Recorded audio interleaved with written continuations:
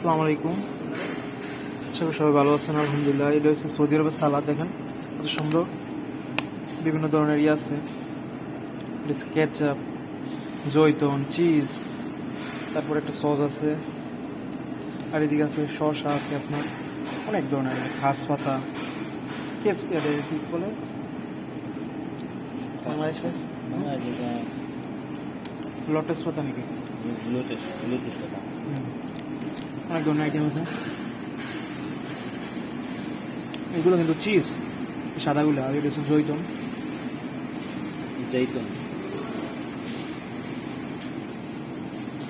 খাবারটা কিন্তু অনেক পুষ্টিকর একটা খাবার। এটা হচ্ছে চেরি, টমেটো। সুন্দর ফ্রেশ ফ্রেশ খাবার খায় সৌদি আরবের মানুষ।